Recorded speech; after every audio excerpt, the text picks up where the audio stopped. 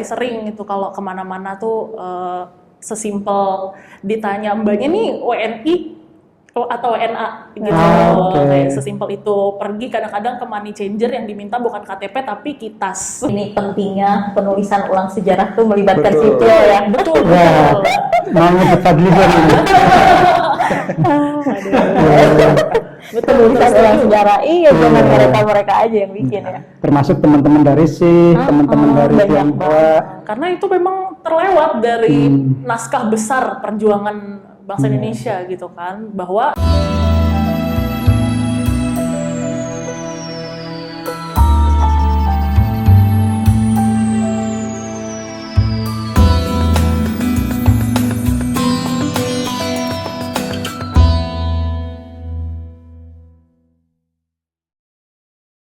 Jadi halo semuanya, setelah menampung berbagai aspirasi, Sejuk akhirnya mengeluarkan podcast dengan segmen yang paling baru, yaitu Kabar Iman. Dan ini adalah podcast pertama kita di segmen Kabar Iman ini dengan dua narasumber sudah ada di sini dari komunitas.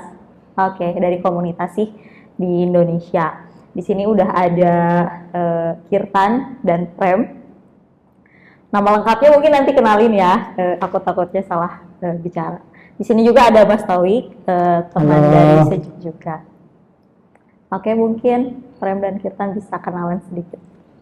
Baik, terima kasih Kak Isti dan juga Pak Tauik. Perkenalkan saya Prem Singh. Baik, terima kasih sebelumnya Mbak Isti dan Mas Tauik sudah berkenan berkunjung ya ke komunitas kami, dan ini perdana juga ya untuk konten Kabar Iman ya. Halo guys semuanya, perkenalkan aku Harkirtan Kaur, biasa aku dipanggil Kirtan. Aku salah satu perempuan Sikh yang aktif di tempat ibadah di Ciputat ini ya gitu, dan saat ini juga aku aktif dalam isu-isu kebebasan beragama dan berkeyakinan dalam riset-riset. Nanti juga selain seputar keagamaan, kita juga bakal angkat isu gender, perempuan, dan sebagainya. Ya, mungkin kita bisa mulai dari sejarah kenapa sih muncul. Ada konteks sosial, politik, atau mungkin situasi norma, moral, bisa diceritakan? Ya. Terima kasih. Kelahiran agama Sikh itu terjadi pada abad 15, Pak. Itu didirikan oleh guru pertama. Jadi kalau dalam agama Sikh kita tidak menyebut nabi, tapi kita sebutannya adalah guru. Tapi mungkin dekat konsepnya ya, kalau kita mau bandingkan dengan Abrahamic, itu dekat konsepnya dengan kenabian. Itu adalah Guru Nanak Dev Ji, pendirinya, yang lahir tahun 1469. Kalau sekarang di bagian utara di India, itu pusatnya adalah di Punjab. Ya. Dalam agama Sikh ada 10 guru. Nah, latar belakangnya pada waktu itu terjadi banyak penyimpangan di dalam kehidupan bermasyarakat, baik secara sosial maupun secara praktik keagamaan. Nah, secara sosial waktu itu sangat banyak sekali terjadi ketidaksetaraan, yaitu di masyarakat. Sekat-sekat itu terlalu kuat sekali antar umat beragama maupun yang agamanya sama tapi berbeda kastanya. Nah, jadi itu yang pertama, dan yang kedua adalah para penguasa juga banyak yang zalim dan melakukan penindasan terhadap rakyat jelata, melakukan kesewenang-wenangan, dan diperparah lagi oleh pemuka agama yang korup. Jadi memanipulasi ajaran agama untuk keuntungan pribadi. Nah, jadi hal ini membuat banyak masyarakat pada waktu itu yang menderita, sengsara, dan memanjatkan doa kepada Tuhan untuk diselamatkan dari situasi yang demikian. Nah, itu di dalam salah satu ayat dalam agama Sikh ditulis Surni Pukar Datar Prabe Guru Nanak Jaga Mahe Pathaya. Maka diutuslah Guru Nanak Dev Ji untuk membawa cahaya tadi, menerangi umat manusia yang berada di dalam kegelapan rohani.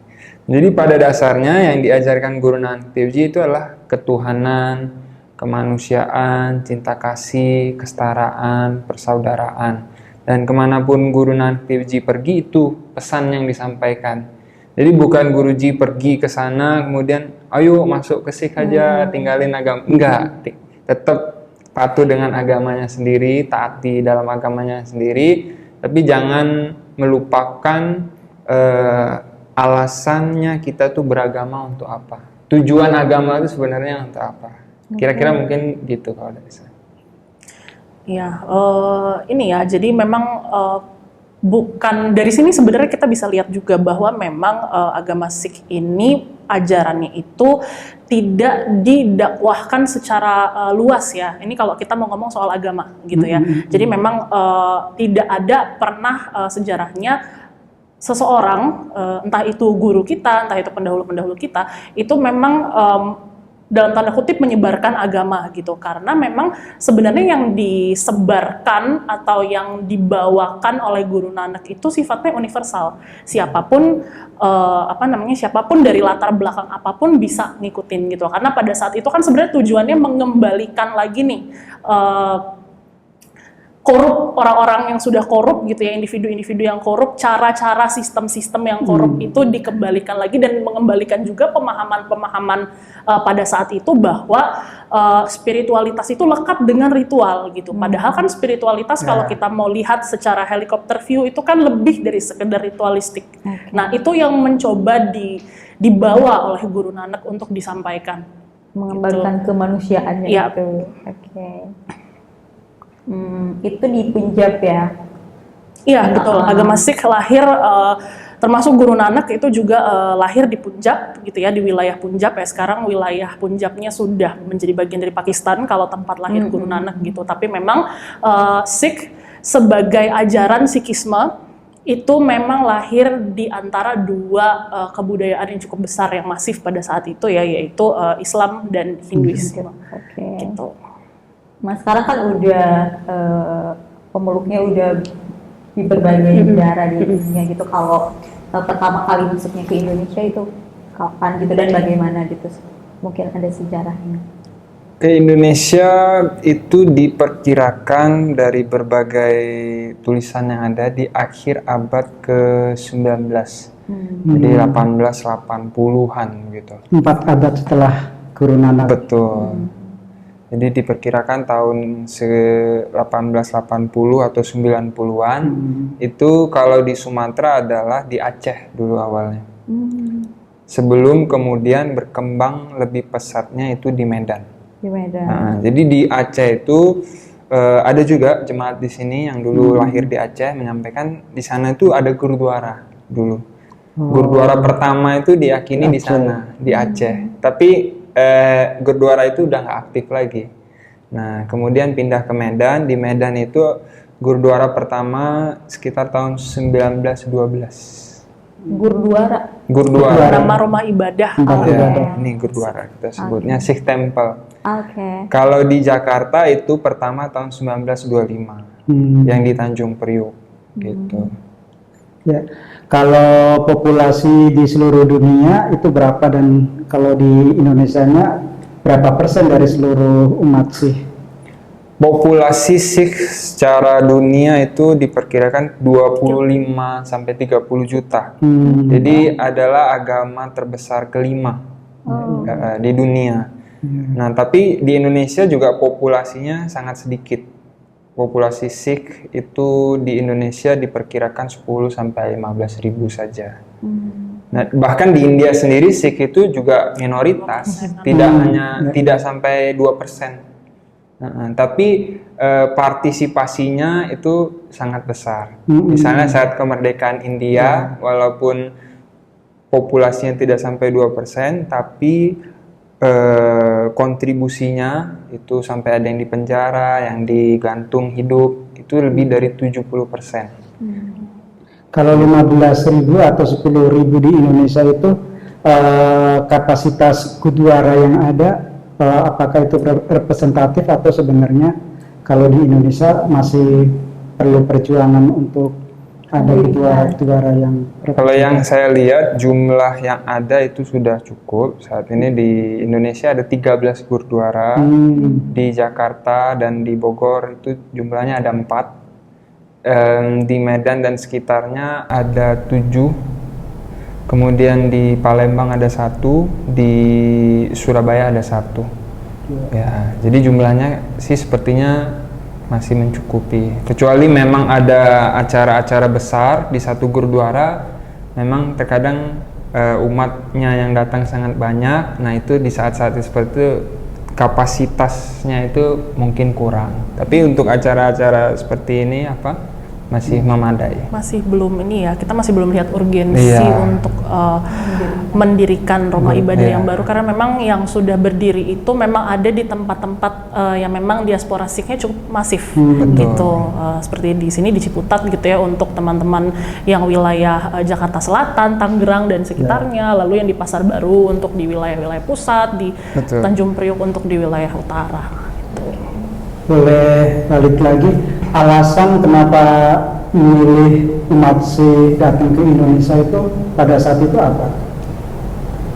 Alasannya waktu itu pertama adalah dari kondisi di Punjabnya sendiri. Jadi pada tahun-tahun itu adalah satu chapter atau bab yang gelap dalam sejarah di Punjab. Setelah zaman Maharaja Ranjit Singh, waktu itu Inggris sempat masuk dan menjajah Punjab, dan banyak terjadi kekerasan juga pada saat itu, persekusi, penindasan, dan orang Sikh akhirnya memutuskan untuk pindah, berimigrasi ke banyak daerah. Itu salah satu pemicunya. Nah, kemudian yang lainnya itu ada juga Inggris yang menjajah tadi itu merekrut orang-orang Sikh itu ke dalam pasukannya. Nah, jadi kemanapun Inggris itu pergi, pasukan Sikh itu tadi ikut ke sana dan menetap di sana. Termasuk di Indonesia itu juga ada, di Bengkalis. Dulu Inggris datang di situ. Itu mantan-mantan pasukan. Iya, dan akhirnya menetap di situ. Nah, kalau yang umumnya secara mayoritas itu dari Bengal, mereka berlayar itu ke Aceh, ya kan, kemudian ke daerah lain di Sumatera sebagai peternak atau penjaga perkebunan tembakau. Itu kalau yang ke Sumatera. Untuk yang di Jakarta itu banyak yang sebagai pedagang, pengusaha, ada juga yang sebagai security, ada juga yang sebagai money lender. Kira-kira itu secara singkatnya. Tadi Prem Tirtan yang bilang kalau Sikh itu lahir di antara dua agama ya, Islam dan Hindu, dan itu akhirnya banyak orang yang mengira Sikh itu kayak campuran gitu, Islam dan Hindu gitu. Nah, bagaimana teman-teman gitu merespon itu gitu, dan sebetulnya apa yang membedakan Sikh dengan dua agama tadi? Mungkin ini banyak banget sebenarnya ya kita dapatkan gitu, baik secara langsung ketika kita ada di forum-forum lintas iman maupun kita dapetin juga di sosial media gitu. Bahkan banyak kan orang-orang yang suka konten Sikhisme, hasil sinkretisme Islam dan Hindu segala macam. Sebenarnya ya itu tadi ya yang mempengaruhi akhirnya muncul labeling-labeling seperti ini kan memang dari ya fakta bahwa agama Sikh lahir di antara dua ini begitu ya, dua entitas besar pada saat itu gitu. Tapi memang pada kenyataannya ya ketika suatu entitas baru lahir dari apa yang sebelumnya sudah ada nih di tengah-tengah, itu kan pasti dia akan secara nggak langsung mengadopsi itu corak-corak kebudayaan yang ada gitu. Nah, jadi memang ada kemiripan tentunya, apalagi dari segi corak kebudayaan. Kalau kita lihat rumah ibadah Sikh secara umum ya, itu arsitekturnya memang agak mirip masjid karena ada kubah dan lain-lain gitu. Nah, tapi kan itu nggak membuat serta-merta fakta bahwa agama Sikh ini adalah campuran, karena secara institusional pun agama Sikh ini tidak pernah menjadi bagian atau sekte atau aliran dari agama manapun. Sebenarnya agama Sikh secara institusional itu berdiri sendiri, begitu. Walaupun pada awalnya kalau kita balik lagi ke ajaran gitu ya, Sikhisme sebagai ajaran hidup itu kan pertama diperkenalkan Guru Nanak bukan sebagai agama yang kita lihat sekarang, bukan sebagai agama institusional gitu, tapi itu murni ajaran ya kan. Memang agama itu adalah kemudian manusia yang mau organize itu gitu.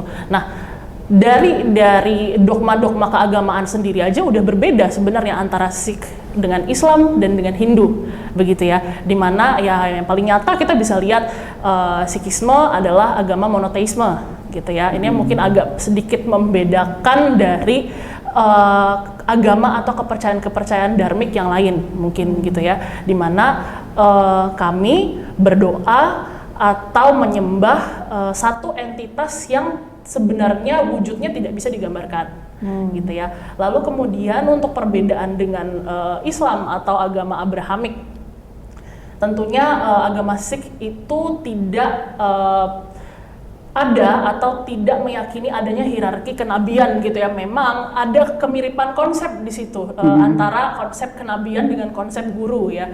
Cuman memang kami percaya bahwa para guru ini adalah Tuhan sendiri, yang cahaya Tuhan sendiri yang turun ke dunia ini dalam wujud manusia, gitu. Makanya di dalam skrip-skrip Guru Granth Sahib itu banyak sekali ditegaskan bahwa Guru Nanak, dari Guru Nanak sampai Guru Gobind Singh dengan Tuhan itu sebenarnya tidak ada bedanya. Mereka adalah dari satu cahaya yang sama, gitu. Kurang lebih seperti itu.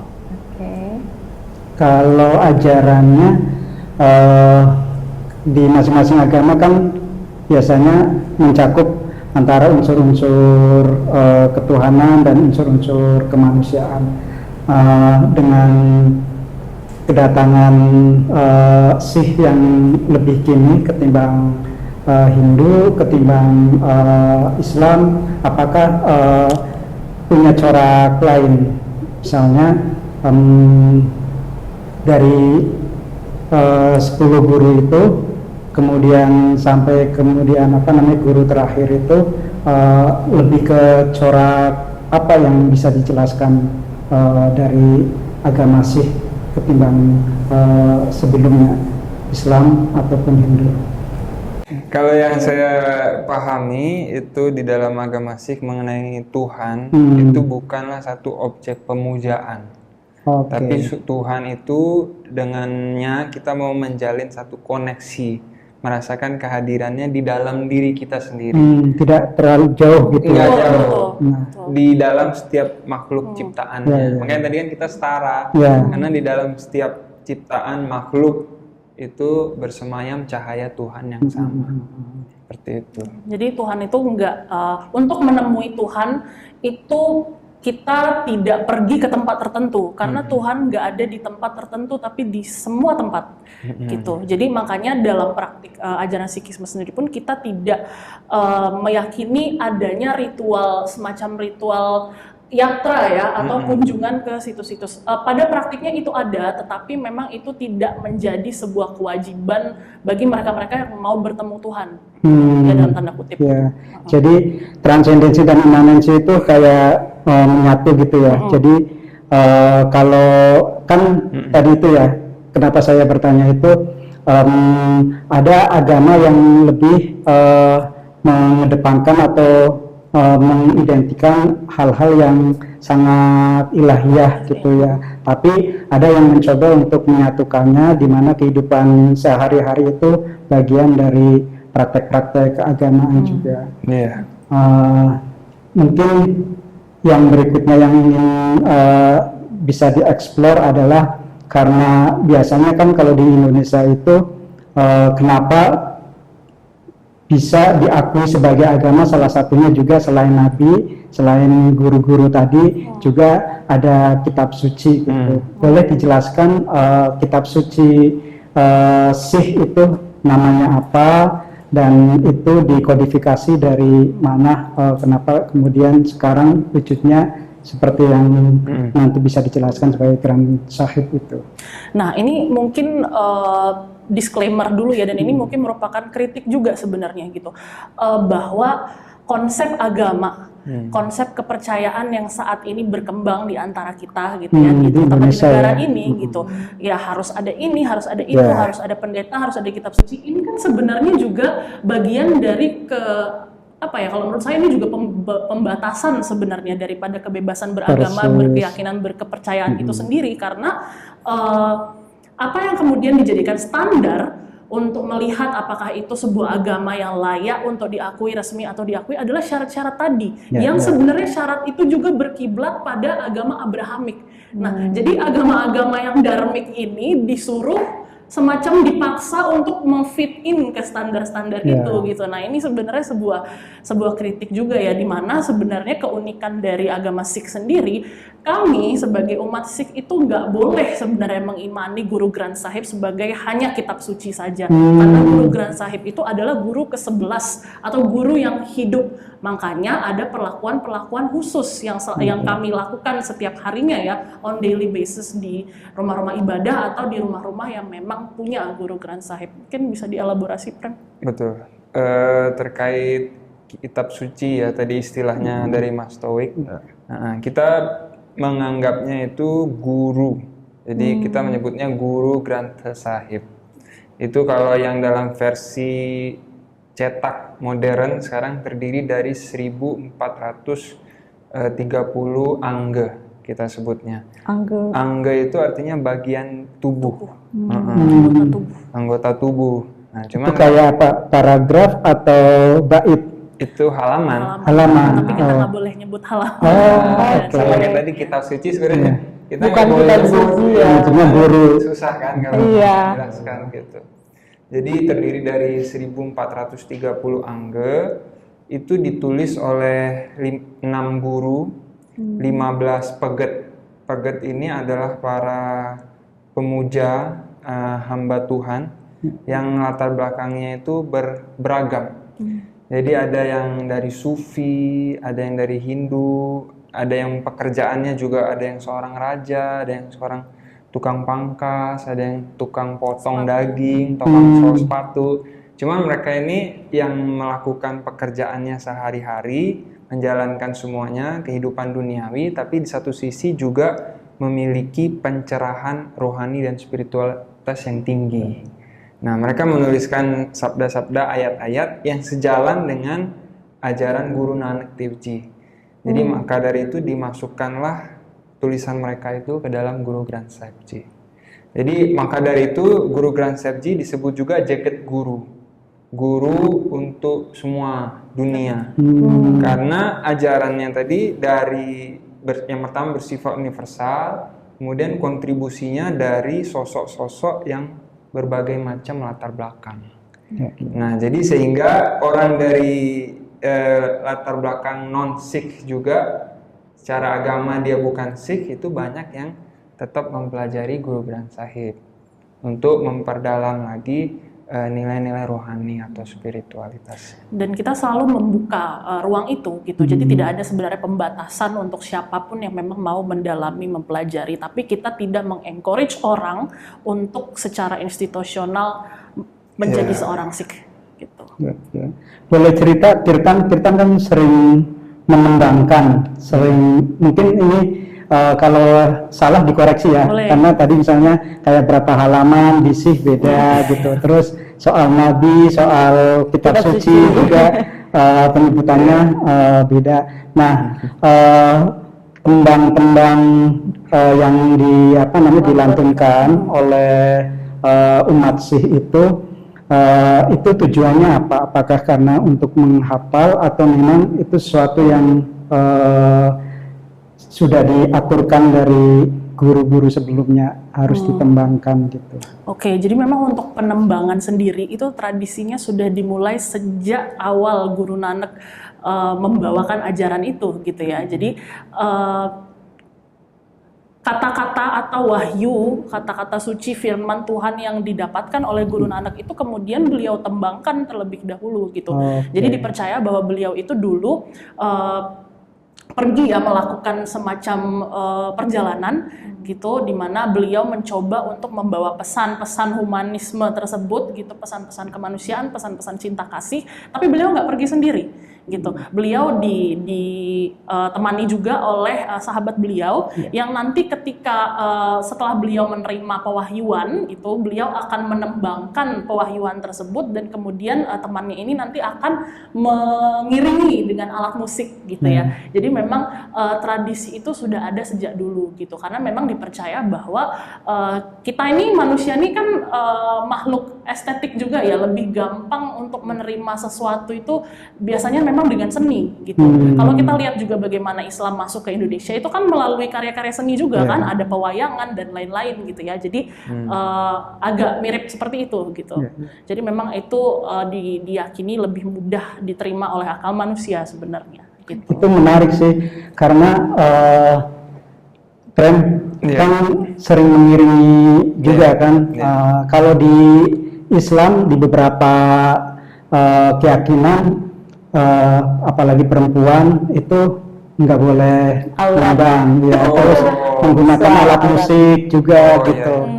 Nah, bisa juga mungkin Prem menjelaskan kenapa cara menyampaikan maksud-maksud dari guru, termasuk dari Grand Sahib itu dengan musik dan ditembangkan. Ya, itu adalah salah satu bagian dalam umat Sikh untuk beribadah. Di dalam peribadatannya menyanyikan sabda suci yang kita sebut adalah kirtan. Ya. Dengan kalau alat musik yang ada pada umumnya itu adalah harmonium atau waja dan juga tabla.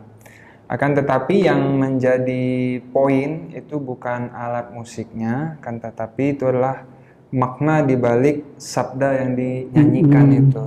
Nah, kenapa dipilih dengan cara menyanyi? Karena kita lihat sebelum agama Sikh ini ada, sebenarnya tidak kekurangan ayat-ayat suci kita di muka bumi ini. Sudah ada banyak kan. Jumlahnya mungkin tak terhingga. Akan tetapi yang kurang adalah ayat suci itu masuk ke dalam hati setiap yang membacanya. Nah, bagaimana supaya ayat suci itu bisa benar-benar masuk, menyerap sampai ke dalam hati? Maka digunakanlah tadi musik. Ya, kan dikatakan musik itu adalah bahasanya jiwa. Nah, jadi dengan demikian agar lebih mudah untuk menyerapnya dan supaya lebih mudah bersemayam dalam hati, maka Guru Nanak Dev Ji menekankan dalam Gurbani, dalam Sri Guru Granth Sahib Ji itu adalah Kaljug mein kirtan perdana, Gurmukh japiya lahe pyana. Wajib untuk itu kirtan dilakukan oleh setiap pengikutnya guru. Gitu kira-kira. Nah, kalau alat musik sendiri itu sebenarnya juga udah terjadi pergeseran kebudayaan tuh, Mas Taufiq dan Mbak Isti. Jadi alat musik yang sekarang Mas Taufiq, Mbak Isti dan teman-teman yang kita semua lihat di atas itu tuh sebenarnya bukan alat musik yang dulu memang otentik digunakan pada saat zaman guru-guru kita gitu.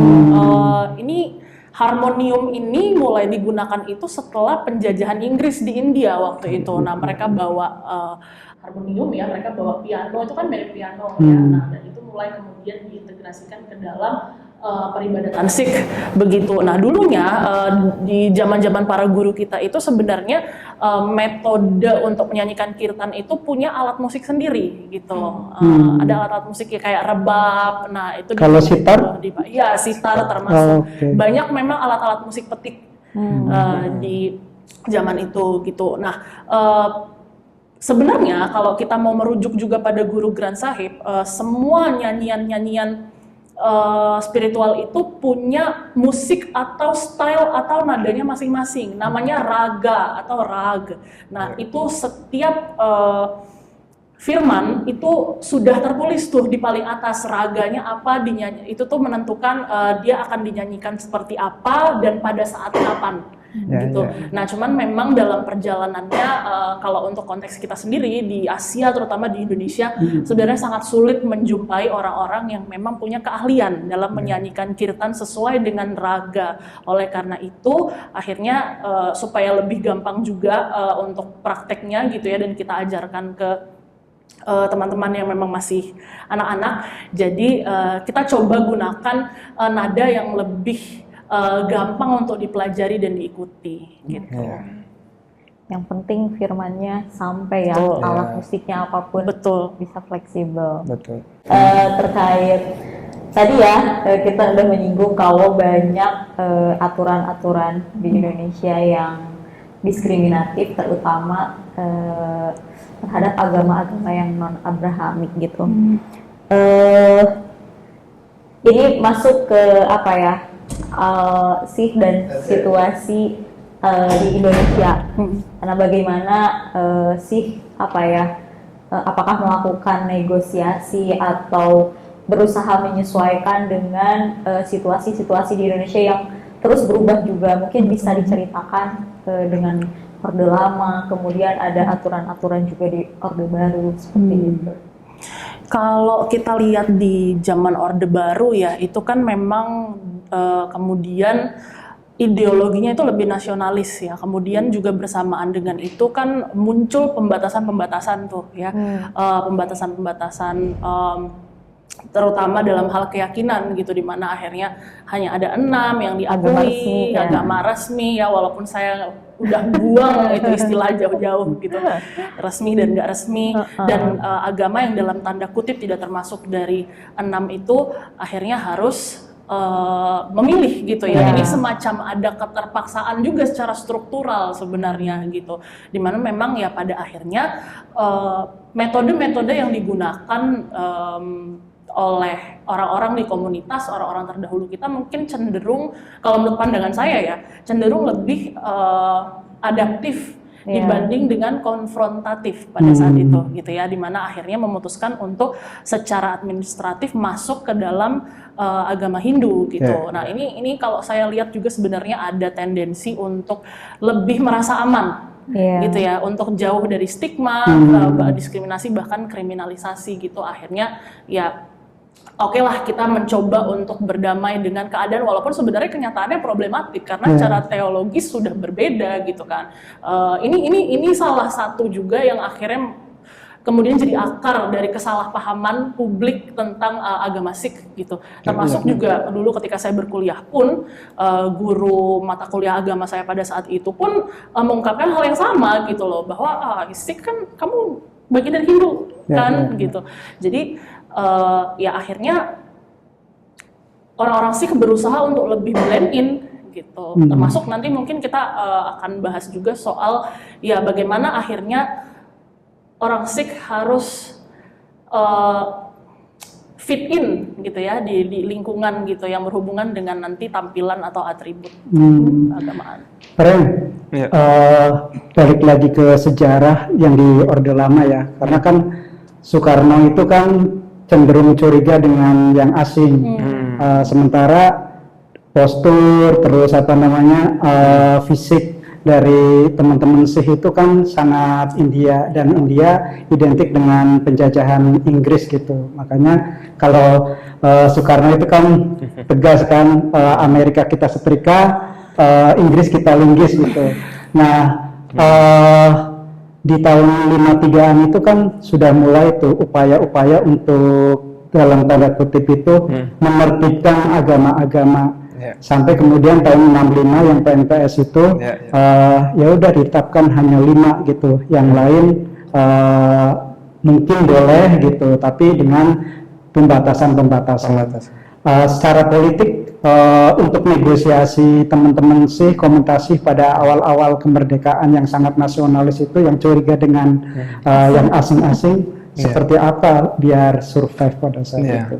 Jadi akibat dari kebijakan itu sebenarnya satu sangat berdampak sekali terhadap umat Sikh. Di awal-awal abad 20, tepatnya tahun 1920-an, itu di Medan didirikan satu sekolah internasional. namanya Khalsa International School. Ini sekolah internasional yang didirikan oleh para umat Sikh. Wah, menarik itu. Untuk banyak kalangan di luar Sikh juga sekolah di situ. Menarik. Nah, akibat dari kebijakan itu, Khalsa akhirnya mengubah status berkali-kali. Nah, terkait ini itu kita ada podcast khusus sebenarnya dari Gurdwara tentang sejarah Khalsa ini, dari didirikannya, kemudian kebijakan itu harus ada pembatasan juga istilah pribumi dan seterusnya ya, dan sebagainya, jadi harus berubah status juga. Tetapi pada waktu itu ada juga umat kita sampai sekarang pegang KTP-nya, kolom agama masih bisa diisi Sikh. Oh, iya. sebelum Orde Baru. Sebelum Orde Baru, tahun 60-an. Ya. Itu masih bisa kolom agamanya diisi Sikh seperti itu. Dan kalau membicarakan PNPS tadi, sebenarnya kan nama agama yang 5 itu dijelaskannya bukan di bagian utama, tapi di bagian bawah kan. Ya, penjelasan.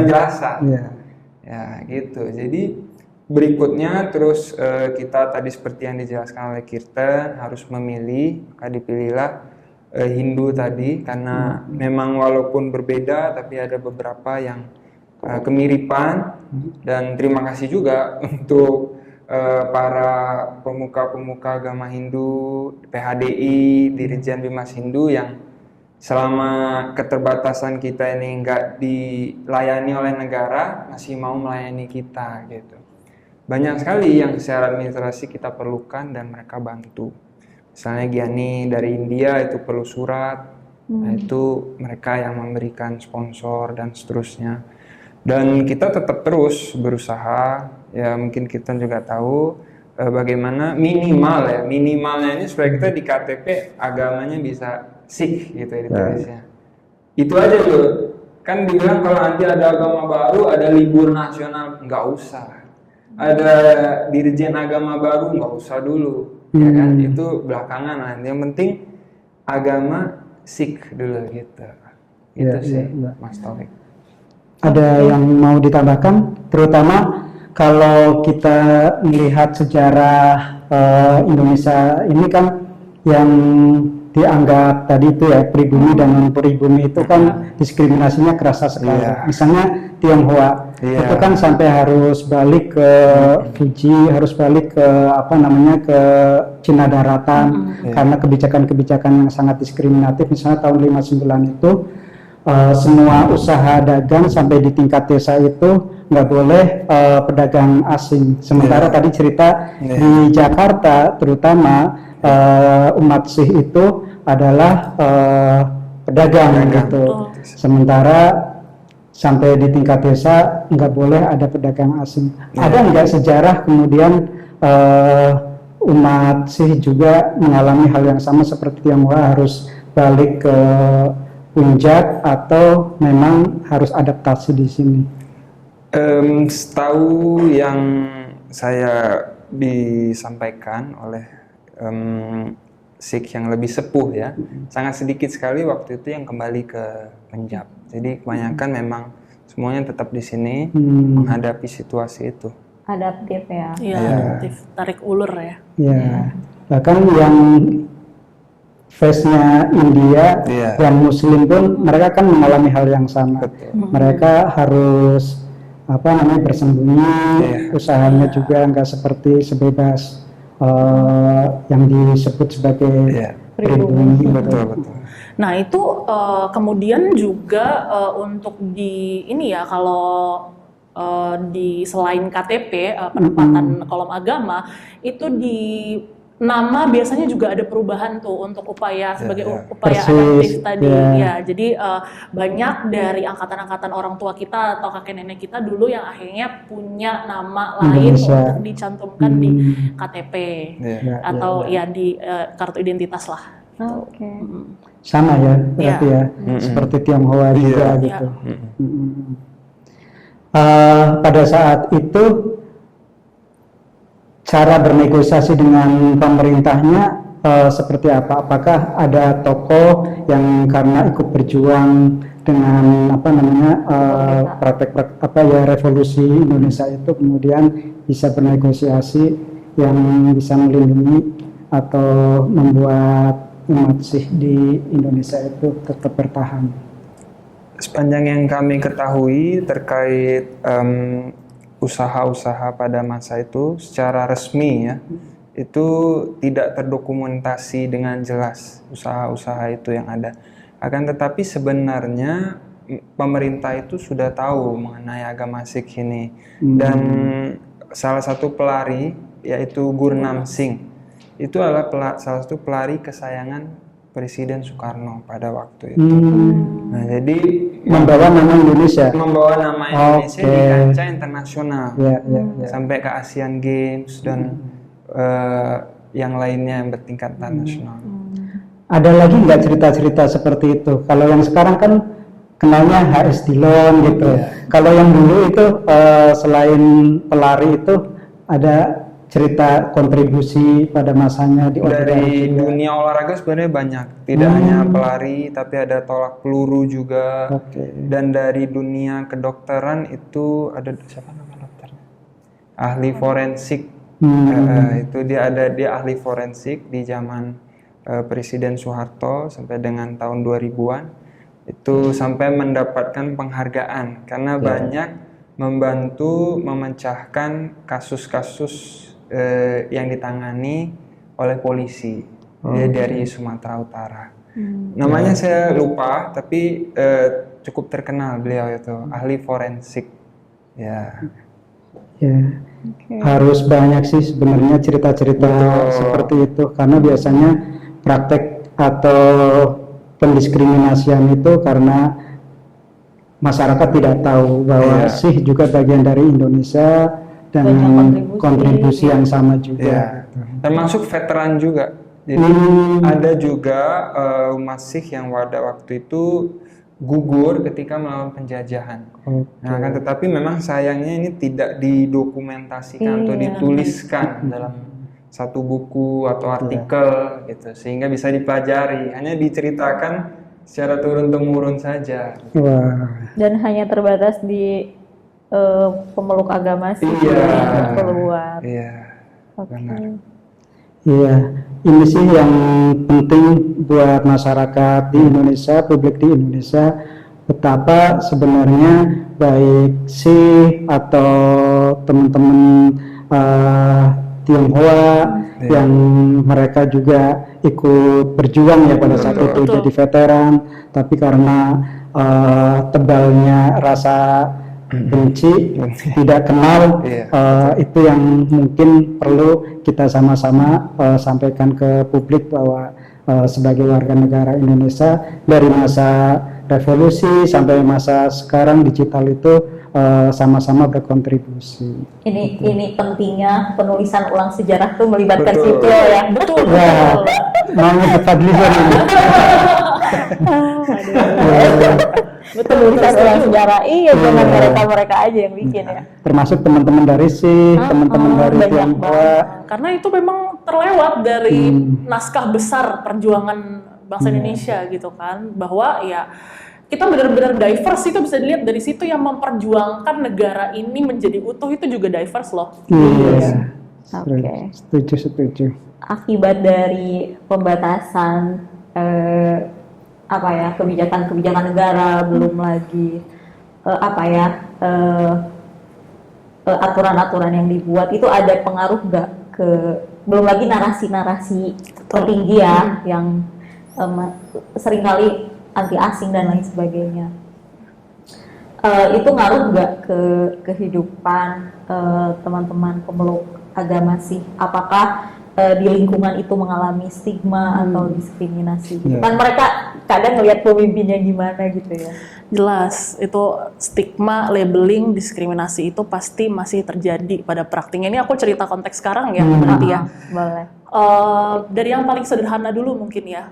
Yang paling sederhana itu saya pribadi masih sering itu kalau kemana-mana tuh sesimpel ditanya, mbaknya nih WNI, atau WNA gitu. Oke. Kayak sesimpel itu. Pergi kadang-kadang ke money changer yang diminta bukan KTP tapi kitas. Udah, jadi kan berarti itu udah ada asumsi duluan. Iya, kan? iya, iya. Gitu ya, hal-hal seperti itulah yang bikin akhirnya kita harus menjelaskan ulang siapa kita gitu. Nah, di level-level yang lebih kompleks, diskriminasi itu sebenarnya cukup masif terjadi di sektor pendidikan yang juga jelas. Ya. Saya sempat memotret dan sempat menuliskan juga gitu, cuma memang belum publish. Itu tentang potret awalnya itu kan sebenarnya mainly mau memperlihatkan bagaimana upaya pemulihan terhadap perempuan di dalam komunitas Sikh sebagai minoritas, tapi memang di dalamnya kasus-kasus yang ditemukan itu ya kasus diskriminasi dari eksternal gitu, di mana memang dalam dokumentasi tersebut saya melihat bahwa perempuan sebagai ibu itu kerap kali harus dihadapkan dengan dilema di mana ketika anaknya itu masuk sekolah, terutama anak-anak laki-laki ya, di mana agama Sikh itu kan mewajibkan sebenarnya mewajibkan pengikutnya untuk memelihara rambut dari atas sampai ujung kepala sampai ujung kaki gitu ya. Tidak terbatas pada apa gendernya gitu. Jadi yang laki-laki juga harus manjangin rambut gitu. Nah, sering ditemukan di beberapa kasus itu tadinya orang tuanya sudah memang berniat untuk memanjangkan nih rambut anaknya gitu ya, si anaknya juga mau gitu, nggak ada masalah sebenarnya dari dirinya sendiri, nggak ada paksaan yang gimana-gimana juga, tapi ketika dia masuk ke jenjang pendidikan, nah itu mulai terjadi tuh, dimana dia mulai sering dibully sama teman-temannya, lo cewek ya, lo apa ya, sering dikira cewek, sering diejek kayak gitu-gitu, ya itu kan bikin psikis anak jadi ya gimana ya gitu, akhirnya itu yang membuat ada beberapa anak-anak dari komunitas Sikh yang saya tahu itu anak-anak laki-laki yang harus potong rambut akhirnya demi bisa fit in sama teman-temannya di lingkungannya. Dan kadang mirisnya ini juga didukung sama sekolah sebagai institusi pendidikan, dimana kan harusnya institusi pendidikan itu bisa jadi ruang aman sebenarnya, bisa memfasilitasi ruang aman bagi teman-teman minoritas gitu ya, bisa jadi ruang yang inklusif harusnya. Nah, tapi terkadang hal-hal diskriminatif ini juga nggak jarang datang dari sekolah sebagai institusi pendidikan, di mana kadang-kadang itu permintaan dari sekolah untuk anaknya nggak boleh ya berambut panjang gitu, dipotong aja bu rambut anaknya. Nah, banyak itu yang ngalamin kayak gitu. Buat teman-teman yang berturban mungkin ya, nanti mungkin Prem bisa elaborasi juga gitu. Nah, tapi ada juga cerita-cerita dari teman-teman, terutama mereka-mereka yang memang menggunakan atribut Sikh secara penuh ya, yang menggunakan turban lalu menggunakan kirpan ya, semacam pisau itu yang sering sekali nggak bisa masuk ke transportasi umum.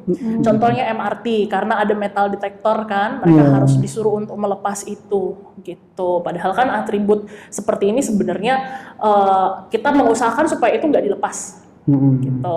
Ya, hal-hal seperti itu sih banyak yang Oke, Prem, bisa cerita pengalaman pribadi kapan menegaskan diri untuk memakai turban, bagaimana tantangannya sejak kecil, sejak di sekolah dan di dunia kerja. Betul. Benar, jadi tadi yang disampaikan Kirtan, kalau di pendidikan tentu masalahnya adalah terkait identitas, karena itu yang paling utama.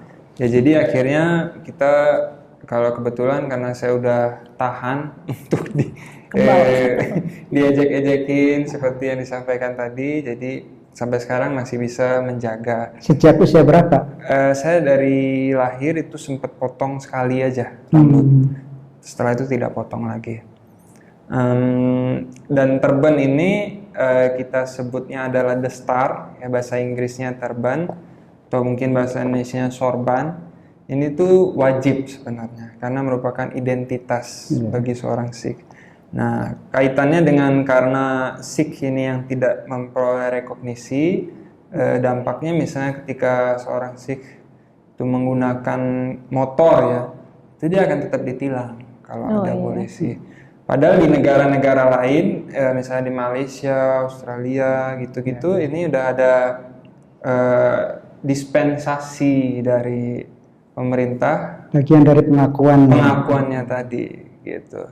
Ini kendalanya. Kemudian berikutnya di dalam sekolah kedinasan juga akhirnya makanya tidak ada sampai saat ini orang Sikh itu yang menggunakan dastar menjadi PNS. Apalagi TNI dan polisi ya. TNI sebenarnya ada, Ada. tapi dia harus pangkas kan. Oh, iya. Oke. Iya, TNI ada. Bahkan sampai saat ini ada yang pangkatnya itu letnan kolonel. Ada. Tapi harus adaptasi Iya. potong rambut. Fit in itu tadi. Sementara di Malaysia itu udah boleh ya. Di Kanada atau yang paling deket sama kita yang bisa dibandingin lah ya, apple to apple ya Malaysia tadi. Di Malaysia aja boleh kan, masa di Indonesia yang kita bilang negara yang majemuk, Bhinneka Tunggal Ika gitu, kita tidak diperbolehkan. Itu sih. Berikutnya kalau lebih dalamnya lagi terkait rekognisi ini ya dalam administrasi kependudukan, misalnya di pernikahan. Jadi ini akhirnya seperti benang kusut gitu.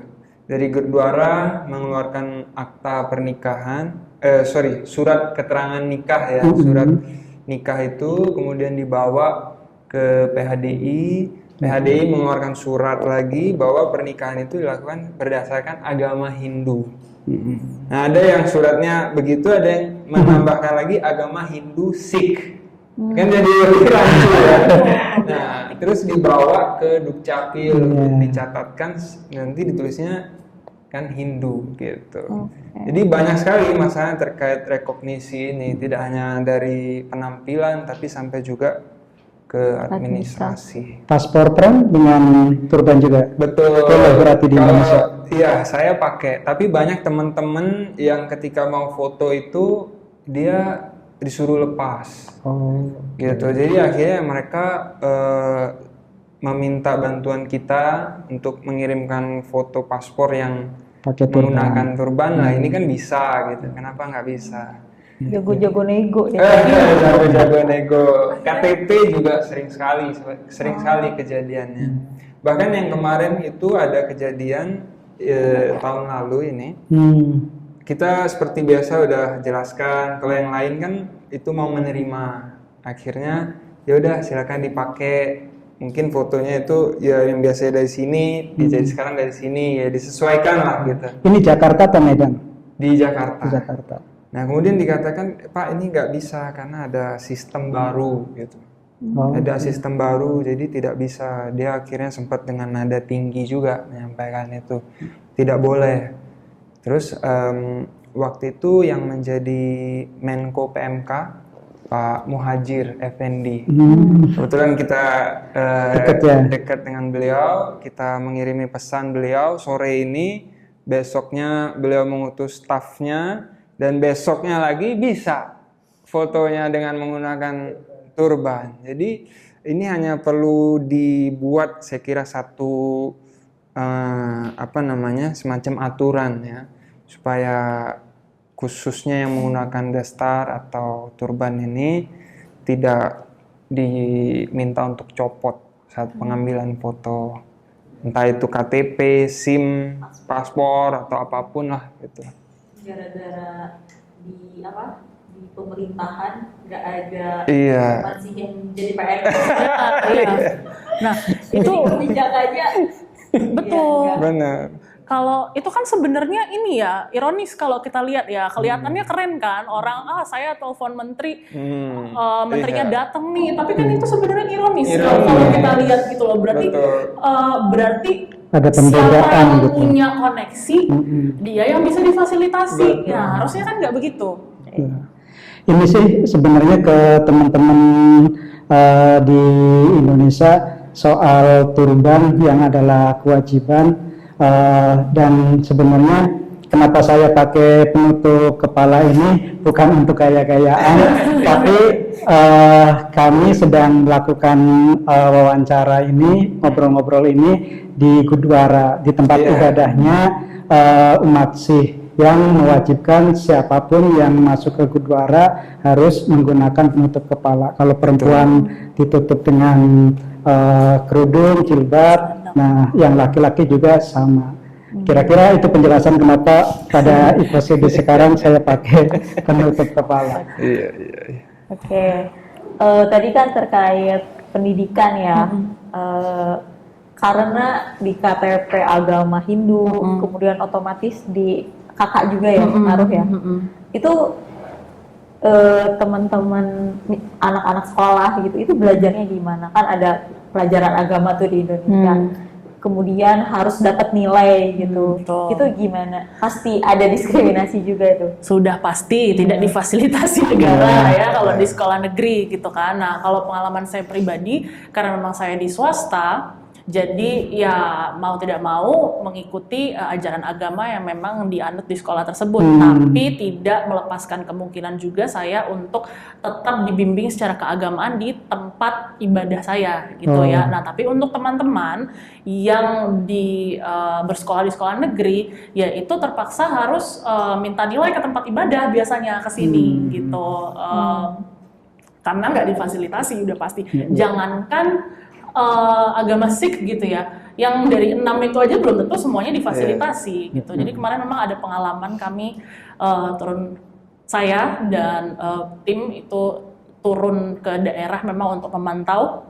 Dan itu banyak memang kejadian-kejadian terutama di daerah-daerah pelosok juga gitu ya, sekolah-sekolah negeri itu yang memang belum memfasilitasi. Jadi boro-boro yang kita gitu, yang 6 aja mereka belum bisa mengakomodir itu gitu. Ya, ya. Termasuk di Distrik Capil untuk pernikahan juga harus menggunakan Hindu ya. Iya. Oke. Sebenarnya menarik lagi kalau menggali soal diskriminasi ini sampai pada bentuk-bentuknya yang sejak lahir, karena kan kalau sejak lahir itu kan pasti harus ada identitas agamanya ya, sementara karena orang tuanya KTP-nya Hindu, itu otomatis juga di kakak Hindu juga, jadi semua administrasi agama >2 Hindu. Betul. Nah, kemudian apa yang sekarang ingin disampaikan, karena kan sebetulnya ada upaya-upaya mungkin udah dari dulu ya, pendekatan-pendekatan secara politik, tokoh-tokoh Sikh juga banyak yang di tingkat elit, sampai sekarang kenapa belum bisa tembus untuk mengubah >2 dalam kolom-kolom agama, baik di KK, KTP, paspor gitu. Iya, itu pertanyaannya Pak Nasarudin boleh dijawab ya. Bapak kan kemarin diundang nih ke acara 100 tahun gitu ya, udah lihat eksistensi umat Sikh gitu. Ya, ini ikhtiar yang kayak nggak berujung Mas Taufiq gitu ya. Udah dilakukan banyak sekali upaya-upaya sebenarnya audiensi. Kita bahkan yang tadi saya bilang, kita bahkan tidak melakukan cara-cara yang konfrontatif sebenarnya ya. Cenderung kita lebih ke sebisa mungkin ya blend in dulu gitu. Nah, kita banyak gunakan cara-cara ya diplomatif lah ya, katakan dialog, audiensi pun kita pernah difasilitasi juga gitu oleh Komnas Perempuan dan mungkin lembaga-lembaga yang lain sampai ke Kemenak, cuman mungkin ya karena birokrasi ya balik lagi gitu. Jadi ya ini kami masih ada pada proses itu gitu, belum pada puncaknya. Wow.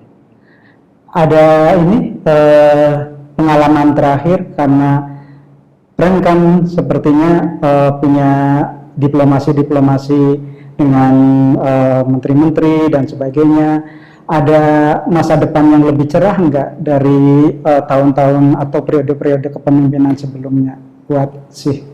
Kalau dalam waktu dekat ini sepertinya masih belum ada harapan cerah ya.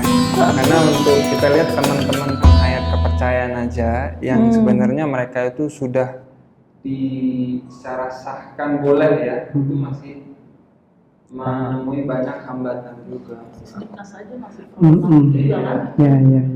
Jadi apalagi dengan Sikh ini kayaknya masih jauh perjuangannya, masih panjang lagi ya. Tapi ya kita ikutin, kita terus berusaha supaya tadi minimal di kolom agama itu bisa tulis agama Sikh aja dulu.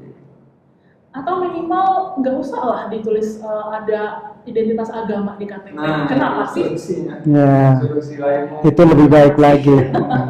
Ya kan? Kalau penghayat tuh udah bisa ya. >2 penghayat kepercayaan, Iya. kepercayaan terhadap Tuhan Yang Maha Iya, Esa. kepercayaan. Nah, beberapa selain Sikh, misalnya kayak Bahai, bahkan seperti Yahudi, seperti Rabi yang di Tondano itu, Yakov ya, terpaksa titik dua kepercayaan terhadap Tuhan Yang Maha Esa. Karena dulu diarahkan untuk masuk ke situ supaya dilayani oleh Kementerian Kebudayaan ya, kalau nggak salah ya. Kan itu juga udah nggak nyambung tuh. Iya. Jadi udah. Iya. Nah, cerita-cerita lagi nih soal karena berkaitan dengan agama yang lain gitu. Otomatis kan umat Sikh ada interaksi, kemudian juga kalau di masa-masa muda otomatis ada relasi mungkin menikah yang beda agama. Bagaimana di internal Sikh termasuk juga di pemerintah ketika ada praktek umat Sikh menikah dengan yang lainnya, atau nggak ada sejarah umat Sikh boleh menikah dengan yang lainnya? Biasanya sepengetahuan saya ya, sependek apa yang saya tahu, pernikahan beda agama itu secara praktik pada saat pernikahannya itu minim gitu ya. Jadi memang biasanya hanya dilakukan dengan salah satu cara keagamaan ya. Ya kalau memang Memilih salah keduanya satu. memutuskan untuk berada tetap di ajaran Sikh, ya berarti pernikahan akan dilangsungkan secara Sikhisme gitu. Tapi kalau memang memutuskan keluar, berarti nanti pernikahannya dilakukan dengan cara sesuai dengan agama yang akan dianut. Biasanya sih seperti itu, tapi nggak menutup kemungkinan juga setelah misalkan pernikahan terjadi, ya entah ada salah satu yang kembali lagi ke keyakinan atau apa, ya itu nggak menutup kemungkinan juga sebenarnya gitu. Tetapi secara administrasi belum ada pengalaman Sikh dengan yang lainnya, terus karena di Indonesia kan belum memperbolehkan. Ya, betul. Itu belum ada ya tantangan-tantangan seperti itu. Belum ada sih, belum ada. Karena biasanya ya itu tadi agamanya harus sama kan. Betul. Oke.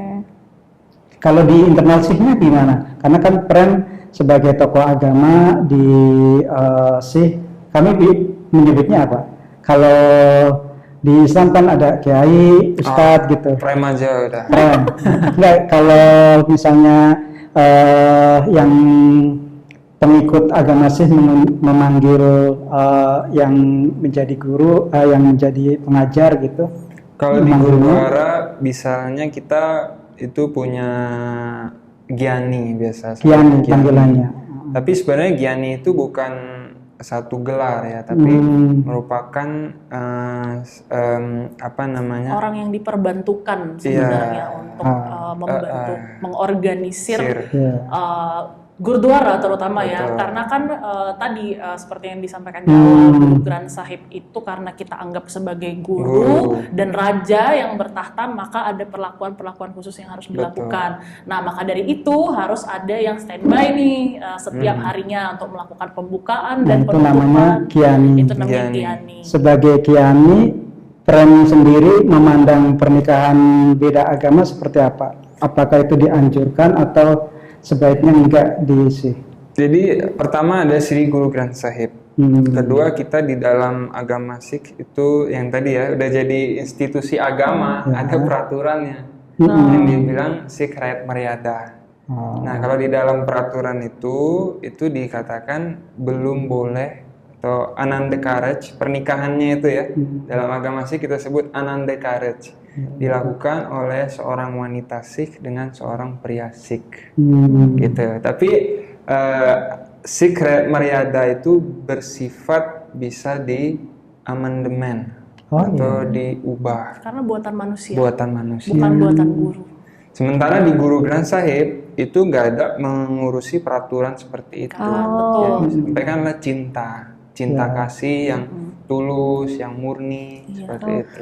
Karena kan balik lagi Guru Granth Sahib itu ada sebelum memang Sikh ini jadi sebuah institusi agama gitu. Jadi ya tidak ada aturan-aturan yang sifatnya lebih teknis dan spesifik gitu ya. Yang diatur itu lebih banyak tentang relasi manusia dengan Tuhan ya, dengan sesama, dan juga cara bagaimana sih manusia ini dapat dalam tanda kutip bertemu Tuhan. Jadi artinya di belahan dunia yang lainnya juga mungkin ada yang umat Sikh menikah dengan Kristen menikah. Ya, Ada juga. ada Karena bisa beberapa diamandemen tadi itu ya. Oke. Masuk ke isu perempuan juga menarik. Udah bahas relasi nih ya.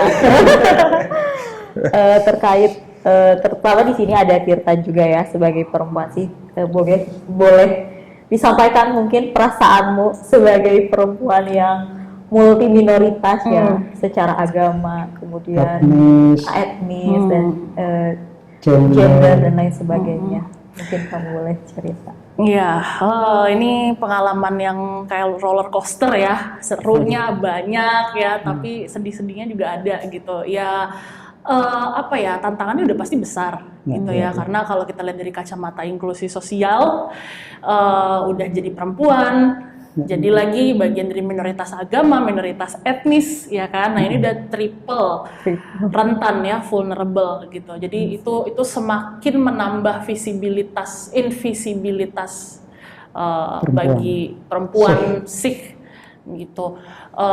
Kerap kali ya selalu dipertanyakan gitu loh, sehingga kita tuh harus ngejelasin lagi kita tuh siapa gitu.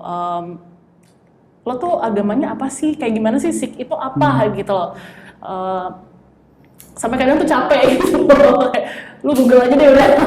Tapi ya itulah seninya di situ gitu. Justru ruang edukasinya terbuka di situ ketika kita bisa menjelaskan dan memperkenalkan eksistensi dari apa yang kita anut gitu ya kan. Belum lagi sebagai perempuan, apalagi perempuan Sikh, di mana ya Sikh ini bisa kita lihat juga sebagai agama yang etno-religius ya, di mana memang penganutnya itu mungkin 90% itu dari etnis Punjab, orang-orang Punjabi ya, di mana orang-orang Punjabi bagian dari orang-orang Asia Selatan ini kan masih sangat-sangat menganut prinsip-prinsip patriarki yang kental. Nah, jadi memang baik itu di komunitas keagamaan mungkin ya, atau mungkin di lingkungan-lingkungan keluarga, itu kerap kali ya ruang yang diberikan itu memang lebih banyak untuk laki-laki gitu dibandingkan perempuan gitu. Ini kita nggak lagi ngomongin soal Sikh sebagai agama yang progresif gitu ya, karena memang kan kalau kita lihat ajaran-ajaran Sikhisme sebenarnya cukup progresif dan nggak pernah juga mendoktrin sebuah peraturan itu hanya spesifik kepada gender tertentu. Tapi kita nggak bisa lupa juga bahwa memang pengikut-pengikut Sikh ini ya masih menganut prinsip patriarki. Jadi pada praktiknya itu masih ada gitu. Nah, tantangannya itu di situ sebenarnya. Ada nggak Giani yang perempuan? Giani yang perempuan itu namanya bukan Giani. Sebenarnya gini ya, Giani itu lagi-lagi nggak terbatas pada gender, karena Giani itu kan dari kata Gyan artinya ilmu, I itu merujuk pada partikel orang ya, atau subjek, jadi orang yang berilmu. Sebenarnya bisa aja, nggak ada ketentuan kalau Giani itu harus laki-laki. Cuman memang pada praktiknya kalau di Indonesia kita belum punya gitu, tapi di Malaysia, di negara-negara lain itu ada namanya, dia lebih sering disebut sebagai percarik atau pendakwah. Itu ada ya perempuan, tapi memang masih minim sekali jumlahnya. Tapi bisa gitu. Tidak ada nggak ada dogma, doktrin, peraturan, bahkan di Rehat Meriada sekalipun itu yang menegaskan bahwa perempuan nggak boleh jadi ini, perempuan nggak boleh jadi itu, tuh nggak ada. Bahkan kalau kita lihat juga dari tata cara berpakaian, atribut Sikh sendiri itu tidak diperuntukkan kepada spesifik gender tertentu. Apa yang laki-laki kenakan, perempuan bisa kenakan. Contoh turban itu nggak hanya laki-laki yang gunakan, perempuan pun bisa gunakan turban. Kirpan, perempuan juga gunakan kalau bagi mereka yang memang sudah mengambil atau memperoleh inisiasi ya, gitu. Oh, ada inisiasi ya kalau yang menggunakan kirpan itu? Betul, jadi kalau di agama Sikh ya, kepercayaan Sikh itu ada sebuah prosesi namanya Amrit Sanchar. Ini adalah proses inisiasi. Kalau lagi-lagi ya harus kita, biar gampang, harus kita sandingkan lagi dengan konsep Abrahamik. Itu mirip dengan prosesi baptisan gitu. Nah, sebenarnya semua penganut Sikh dianjurkan untuk menerima atau memperoleh Amrit Sanchar ini. Bahkan termasuk perempuan. Iya, termasuk perempuan. Bahkan ada beberapa paham yang menegaskan bahwa bukan dianjurkan tapi wajib gitu. Nah, tapi memang dalam ajaran Sikh sendiri itu kan kita sangat melihat sebenarnya bagaimana progres spiritual seseorang yang itu adalah sifatnya pribadi. Kita nggak bisa intervensi dari luar gitu, maka dari itu inisiasi itu hanya dilakukan oleh mereka-mereka yang memang benar-benar udah siap gitu. Karena setelah dilakukannya inisiasi tersebut ada disiplin-disiplin yang harus dijalankan.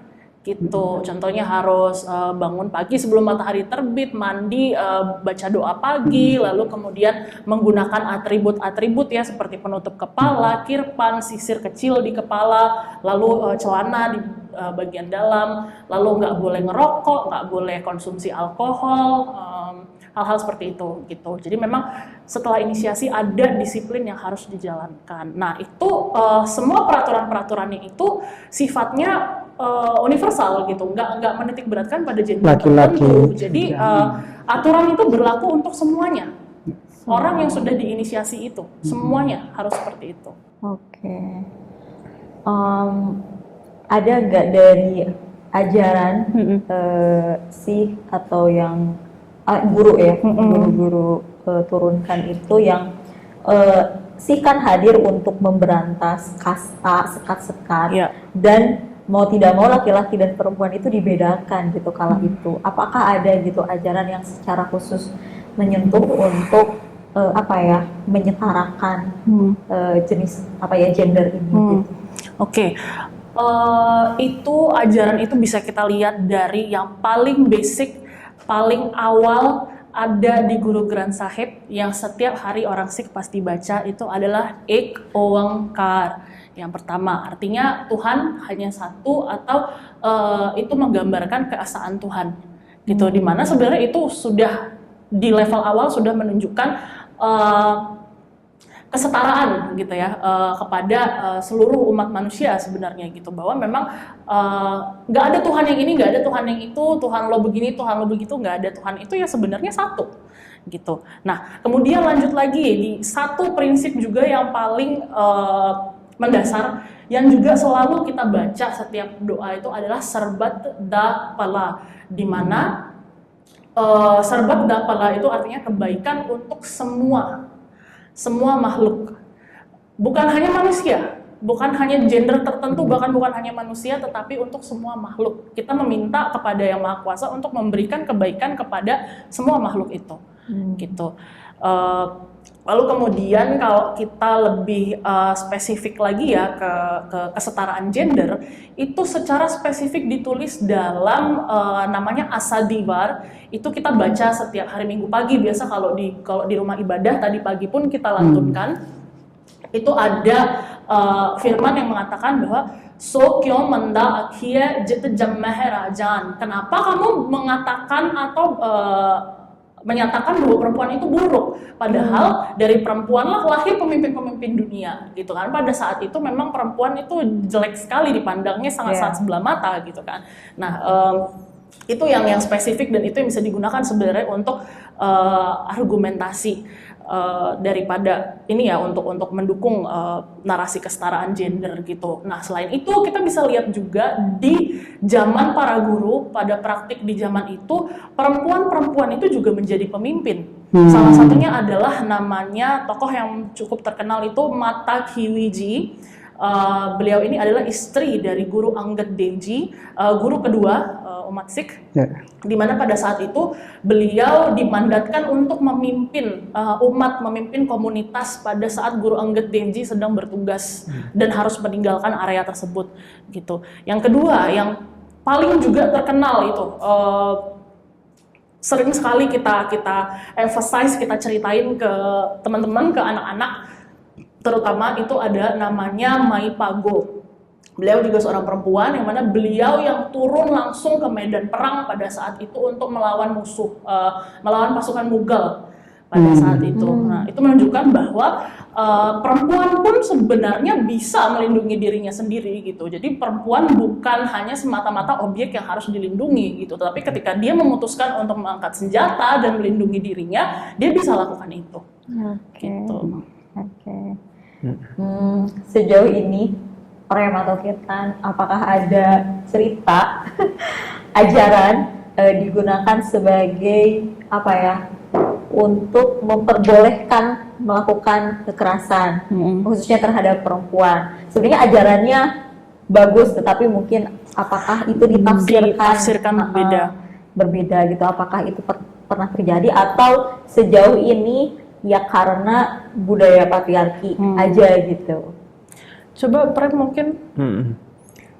Sebenarnya yang kalau dari Guru Granth Sahib itu tidak ada ayat yang demikian. Justru selalu membela wanita tadi.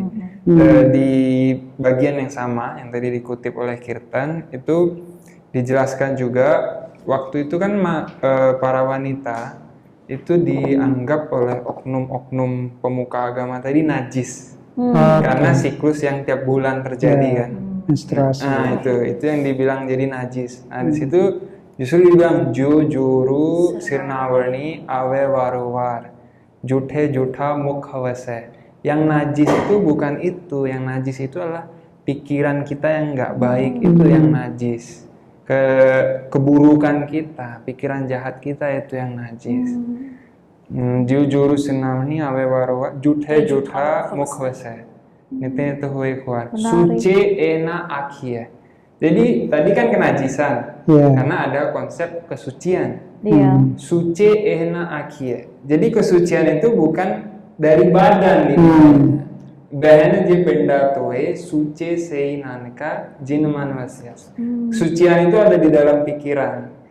Yang mana ketika orang di dalam pikirannya bersemayam Tuhan, ajarannya, kepositifan, kemuliaan, itulah dia dibilang suci. Jadi nggak ada pengaruhnya sama siklus tadi. Jadi perempuan sih boleh masuk ke gurdwara, boleh beribadah kalau lagi menstruasi. Nyanyiin kirtan. Sampai pada duduk di tabia di Guru Granth Sahib pun sebenarnya tidak ada larangan secara spesifik. Karena di Islam atau Yahudi kan nggak boleh tuh. Ya, kita mungkin nggak usah ini jadi perbandingan. Tapi nggak menutup kemungkinan juga sebenarnya begini. Namanya ajaran ya yang diturunkan gitu, pastinya akan ditafsirkan oleh lebih dari satu orang dan penafsirannya tuh banyak tergantung dari sudut pandangnya mereka juga gitu ya kan. Nah sebenarnya kalau kita lihat kita bisa menemukan juga di beberapa paham gitu ya, terutama dari mereka-mereka yang memang datang dari latar belakang ortodoks gitu, yang seringkali mengait-ngaitkan ini juga, yang seringkali mengait-ngaitkan Sikhisme dengan konsep-konsep patriarki gitu ya. Contohnya masih ada paham-paham ortodoks itu yang menegaskan bahwa perempuan itu harus, terutama dalam relasi pernikahan, perempuan itu harus menganggap suaminya itu seperti dewa atau Tuhan ya, peti Parmeshwar, artinya suami adalah dewa atau suami adalah Tuhan gitu. Nah, ada juga paham-paham yang mengatakan bahwa untuk mendapatkan liberasi, tujuan daripada orang Sikh menurut ajaran dan dogma agama Sikh itu kan adalah mencapai liberasi, bukan surga atau neraka gitu ya, tapi bagaimana ya tubuh kita, jiwa kita ini bisa mendapatkan pembebasan sehingga tidak lagi masuk ke dalam lingkaran kelahiran dan kematian atau reinkarnasi begitu. Nah, seringkali ada narasi-narasi seperti ini bahwa perempuan itu hanya bisa mendapatkan kebebasan ketika dia sudah melayani suaminya dan mengurus anak-anaknya. Ini domestik banget kan gitu. Padahal sebenarnya secara spesifik kalau kita balik lagi ke Guru Granth Sahib sebagai referensi utama harusnya itu nggak pernah ada itu ketentuan seperti itu. Satu, karena orang yang menginginkan pembebasan atau yang mencapai pembebasan itu kan hanya bisa dicapai dari spiritualitasnya gitu. Ketika memang dia sudah mencapai level spiritualitas yang sedemikian rupa dan dia sudah melakukan hal-hal baik dan sudah memanusiakan manusia, maka itu bisa dicapai gitu. Kebebasan itu tadi gitu, nggak serta merta karena dia ngurusin suami atau anak gitu. Dan yang kedua, Guru Granth Sahib itu banyak sekali sebenarnya menggambarkan koneksi antara manusia dengan Sang Pencipta. Itu sering sekali dijadikan semacam analogi antara, yang paling sering ditemui itu analogi antara suami dan istri ya, kekasih dan pujaan hati gitu. Lalu kemudian orang tua dan anak gitu. Nah, pada dasarnya sebenarnya gender itu hanya kendaraan. Karena kan gender itu melekat pada tubuh fisik sebenarnya ya. Jadi itu hanya kendaraan manusia di muka bumi ini, kendaraan jiwa di muka bumi ini, karena sebenarnya semua manusia tidak terbatas pada laki-laki dan perempuan pada gendernya gitu. Itu mempunyai satu pujaan hati, satu dalam tanda kutip suami, yaitu Tuhan gitu. Ya kita semua ini istrinya gitu. Seperti itu. Konsep pernikahan di SIH boleh poligami kah? Tidak boleh. Monogami. Dan nggak ada praktek poligami berarti? Tidak boleh ada. Tidak boleh. Iya. Wow. Haram. Perceraian juga konsepnya tidak ada sebenarnya. Ya. Oke. Dan tetapi prakteknya akhirnya zaman-zaman kini ya itu ada terjadi. Oke. Ya. Banyak yang sudah didiskusikan. Kayaknya kita Iya. ya Seru banget. di ujung sebelum menyampaikan harapan baik ke publik atau ke pemerintah, satu sih buat Kirtan, mungkin nanti di ujung ada bisa dinyanyikan soal kesetaraan tadi itu, bagaimana perempuan dimuliakan, ditinggikan, tidak direndahkan. Mungkin itu bisa dinyanyikan. Tapi mau menegaskan lagi nih, Kirtan dan Prem, sebelum ke harapan. Jadi kan kita bicara soal kontribusi nih. Tadi disebutkan bahwa SIH di dunia pendidikan sudah pernah mendirikan Khalsa yang memang bukan hanya untuk SIH, tapi juga masyarakat yang lainnya. Nah, hal-hal yang pernah didengar juga, SIH juga di kegiatan-kegiatan sosial ada seperti donor darah dan sebagainya gitu, atau mungkin di dalam dunia politik dan sebagainya. Boleh nggak bercerita baik di dunia pendidikan, hukum, politik, sosial dan yang lainnya, apa sih yang ingin disampaikan oleh teman-teman sih bahwa di Indonesia ya harusnya sih juga diakui seperti warga yang lainnya, seperti agama yang lainnya, karena juga sama-sama berkontribusi. Boleh Kirtan dan Peren bercerita? Baik, jadi para pemeluk agama Sikh ini di Indonesia sudah ada sejak lama sekali, yang tadi sudah disampaikan dari akhir abad ke-19 di Indonesia, dan sudah memberikan kontribusi di berbagai sektor, di berbagai bidang, baik itu di pendidikan, kemudian di peternakan, di hukum. Banyak juga orang Sikh itu sebagai lawyer, pengacara, kemudian sebagai dokter, atlet, ya pada zaman itu sangat banyak sekali. Sekarang mungkin sangat sedikit yang sebagai atlet. Dokter ya, tadi saya baru ingat nih namanya, Profesor Amarjit Singh. Profesor Amar Singh ini adalah ahli forensik ya di Medan dan jadi guru besar juga. Banyak sekali itu kalau kita ceritakan satu persatu, termasuk pengusaha-pengusaha sukses yang juga bisa kita, bukan maksudnya ingin menonjolkan diri, tapi itu termasuk memberikan lapangan kerjaan juga untuk masyarakat. Jadi kita sudah lama ikut hidup juga di Indonesia ini, di tanah air, memberikan kontribusi, sumbangsi yang kita bisa, dan Gurdwara itu selalu terbuka untuk semuanya. Banyak masyarakat, terutama dari mahasiswa-mahasiswi, itu juga yang sering berkunjung ke sini, belajar mengenai agama Sikh di sini, dan Gurdwara itu selalu aktif mengadakan kegiatan-kegiatan yang bermanfaat untuk di masyarakat sekitar juga. Selain donor darah, tadi ada pembagian sembako ya. Dan itu berapa labu biasanya? Kalau donor darah setiap 4 bulan pembagian sembako itu bisa 6 bulan sekali. Ya. Dan bahkan di saat-saat tertentu Gurdwara membuka pintu untuk umat-umat lain meskipun tertindas untuk datang ke sini menunaikan ibadahnya. Jadi waktu itu umat dari Ahmadiyah yang tempat ibadahnya ditutup, mereka tidak bisa sholat Id, akhirnya menunaikan ibadah sholat Idnya di Gurdwara Ciputat ini.